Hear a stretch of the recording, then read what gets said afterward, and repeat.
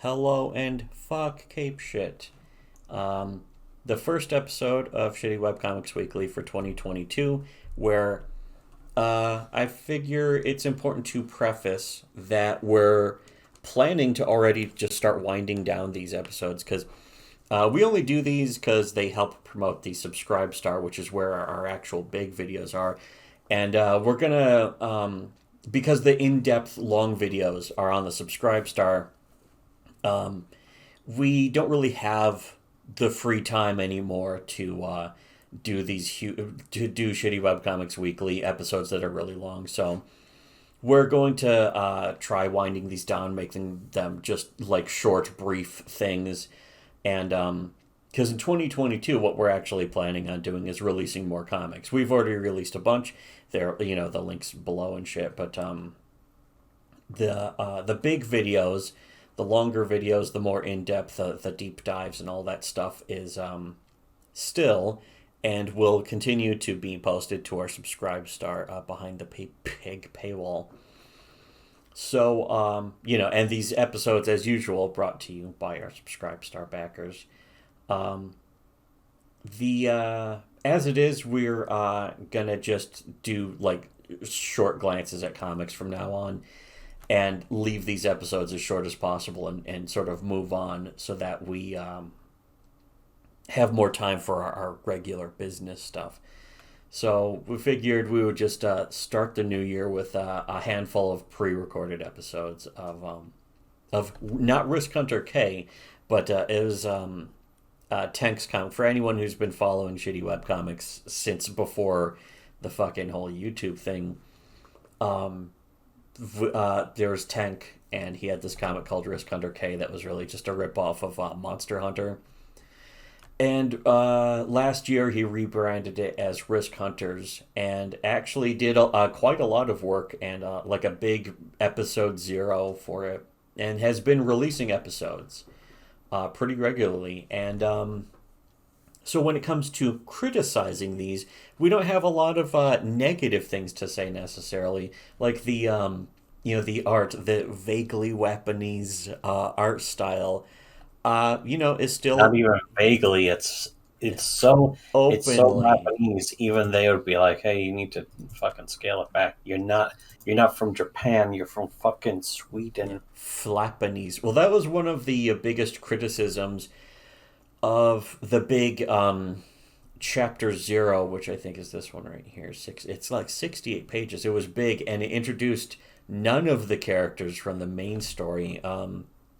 And of course, because I've followed him on Tumblr for years before this, he was always like making some new character that's supposed to be in this universe, but then he never made the comics. And that's very typical with fucking weeaboos, especially if their entire life is on DeviantArt or shit like Mm-hmm. that. It's like, I made a new character, and it's just literally exact same face, always same face, but then different hair and clothing. And it's Mm-hmm. like, you didn't really make a character. Yeah, it's borderline drag drop fucking Yeah, Tim features. Buckley Yes, style. You fucking you would swear it was clip art. be up you. It But might as well be clip art because it's always the exact same face. that's not what fucking Tank's art is necessarily though. In fact, I always thought it was kind of funny he would criticize Akira Toriyama for just having the same face in only like 8 different designs, which is kind of true. But the thing is that the big problem, the big criticism with the first comic was that or the like the chapter 0 of this was that you could tell he was drawing left to right, but the comic was meant to be read right to left, like real authenticu mangu, and it really didn't. It didn't read properly because you could see it was drawn like the way if you read it right to left, it still looks like it's clearly made and drawn It's by like, somebody yeah, it's drawing it left to formatted. right. It's like it's in a format where it's fucking accidentally Mm-hmm. reversed, kind of like in whatever it was, fucking a Xeno type, Xenoqueer. I mean xenotype. Yeah, where he which fucking had them. fucking they were drawn right to left, and then he had the fucking pages printed left to right. Yeah, it was like in some kind of weird double reverse where you read the book right to left in turning the pages, but then you read the pages left to right, but then you still go right to left page wise. It was just a fucking mess. And the artist walked away and said that he wasn't paid for most of the work and all that shit. And Liam just had this giant meltdown and fucking. And of course, all of this was right after he was false flagging. And now, to derail a little bit, Liam claims that the person who posted those comics was like an evil clone of himself. Unironically, he says that an Australian imposter who just so happens to also be Australian was the person who posted those. The thing is, he's the one who posted them because he linked to them and promoted them under his accounts on stream and shit. And then he deletes the stream because he wants to cover up the evidence that he posted it so that he can claim that they were stolen, which is just, that's a whole other bizarre. And again, that's Liam Gray. Compared to that, this is almost frighteningly competent. When you're taking the most incompetent moron to ever draw a breath, a to ever literal steal my precious oxygen, genuine schizo, a schizo cow that most people, nobody caught on to until after we did, and then after fucking he was very easily goaded into a meltdown. Other people finally started catching on and acting like it's like, oh yeah, he's my lol cow. It's like he hasn't done anything that we didn't get him to do first. So, but again, that's Liam Gray. Yeah, he's such a lol cow. He is fucking transformed into a schizo cow, kind of like fucking Chris Chan. His mind tore. Where it's like you start off hearing about his shitty comic and what a spurg he is and a sped, and then you find out he has done some really horrific shit, and now he's going to prison. That's why not just Schizo Cow, but then Horror Cow as well, which that's most likely in the future for Liam Gray. That's the simple fact is fucking, again, and that's something that I found hilarious. Comicsgate couldn't even fucking grasp the concept. We're supposed to be talking about Tank here, and Tank's comic here, but all this other he's stuff. too boring. Yes. But well, also, the thing is that this remember comic when generally is just kind of in generalized. No one's heard of Chris Chan compared to Cyberfrog. Yeah, that's right. Cyberfrog's way more popular than Chris Chan. Nope. Yeah, that alone is lol. Like fucking every defender of Ethan Van Sciver and Comicsgate is individually their own lol. Which Liam Gray was the proof of. It becomes its new kind of cow. It's called Legion Cow. Liam Cow, I think, is way more accurate and appropriate. Liam Cow is a nuke. It's like the fucking something else. I just watched. I rewatched for the first time in like 20 years or something or longer. I Shot Andy Warhol, which the entire movie is just free on YouTube. It's not even the free with ads thing. Somebody just uploaded the whole thing. It's like, here's I Shot Andy Warhol. It's just fucking like 420p, whatever, or 480p. And I didn't even watch necessarily the entire thing. I was just listening to it while playing Dark Snores 2. But it's that exact, it's the Liam Cow effect, essentially. And that's worth bringing up because that's all related to the comics medium, is the medium, the fandom has this following around it that is completely schizo, that's disconnected from reality. It's based on virtue signaling. The comic book fandom is inherently based on virtue signaling more than any SJW. And that's the thing, is that Comicsgate is based on virtue signaling as well. That's why they don't like it when SJWs do it. First of all, because everyone else complained about it first. Like, Gamergate was like, oh, here's virtue signaling, it's a bad thing. And Comicsgate was like, yeah, it's a bad thing. But they don't know what virtue signaling is. They don't know the definition of it because it's what they themselves do all the time and constantly have. In fact, we've caught them. We're the people who documented that they virtue signal constantly. In fact, there's even still a lot of people around, and we won't get into this because it's uncomfortable and kind of unwelcome, and it's well, there's a lot of personal problems we could mention with people who we're friendly with who are not involved in it, but there's a lot of around that's about like, oh, the comics are so bad, we're gonna be like this or something like that, and it's just the signaling without the actual fucking work or the success or the quality to back it up.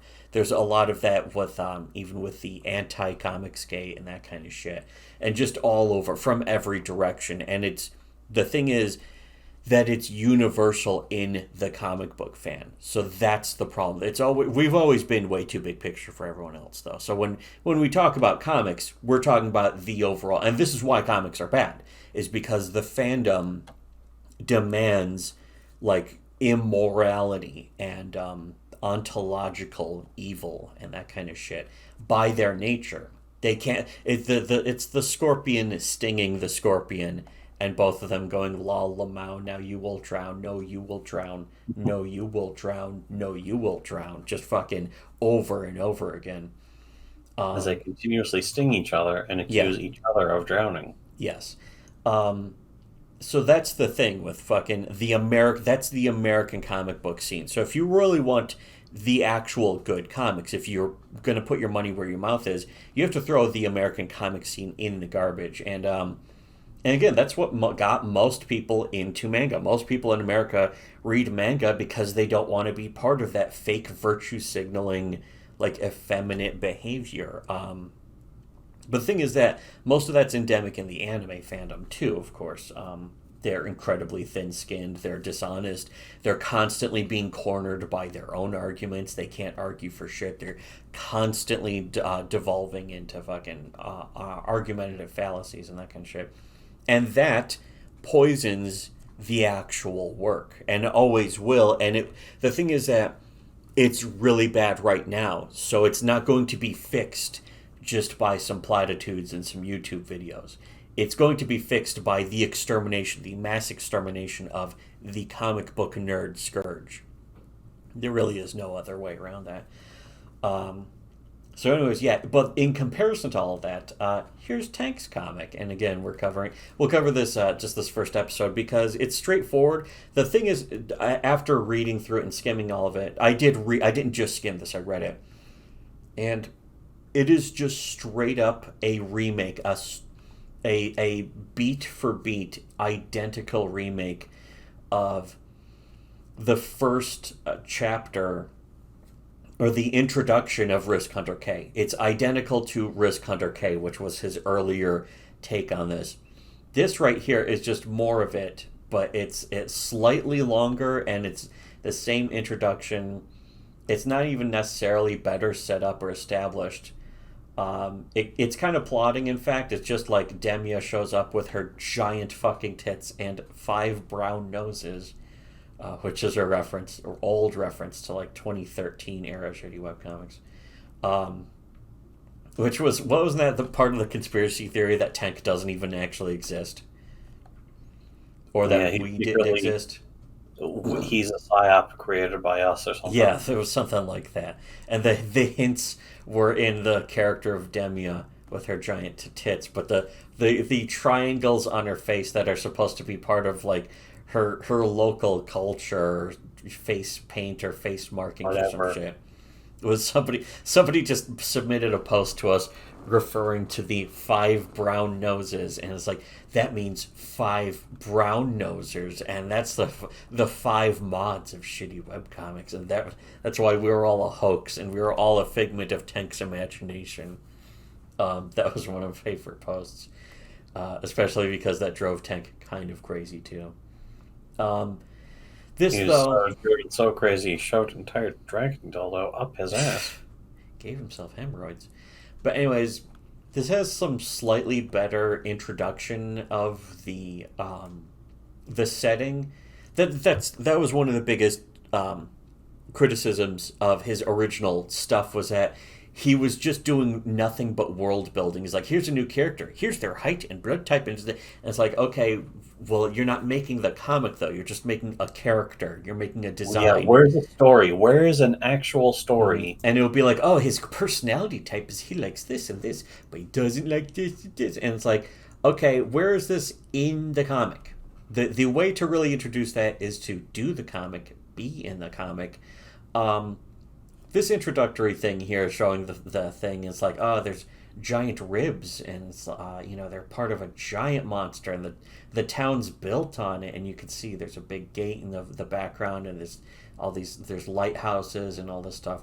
It's some nicer details, but again, to some extent, it's like, get over the world building and just get to the story. But she does she just sort of stands here, and there's talking about the world building. It's like, oh, the world here, and here's a place, and this place has this history, and also some of this, which is a better way to at least try and just shoehorn world. It's sort of like world building exposition dump. But if you're making a comic because you're all about the world you created, and not even so much the story and the characters, then it's like, okay, that is cute and all, but the structure should be your most important thing. And again, this still kind of reads like the eye visually follows naturally, left to right in a weird way. But she's just fucking wandering the town talking to herself, and then she finds the guild, and she wants to be a risk hunter, which I think is just like, so, which is fucking like Monster Hunter but risk. So it's just knockoff on fucking Monster Hunter. And then the main characters walk in, and it's like, oh, she wants to train. Okay, I will train you. The end. The end of chapter 1. So again, chapter 1, kind of a longer build up, but like slightly better than the original version, where it jumped so hard into it. And I can imagine this getting a following, and people reading it, because it's still an easy enough read. It's a straightforward enough read.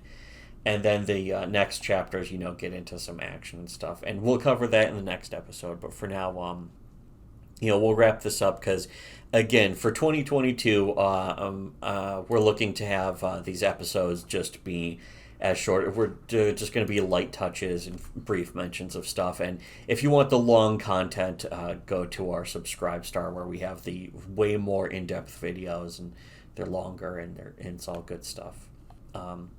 So unlike, share, uncomment, donate, whatever, and should have listened to Shitty Webcomics.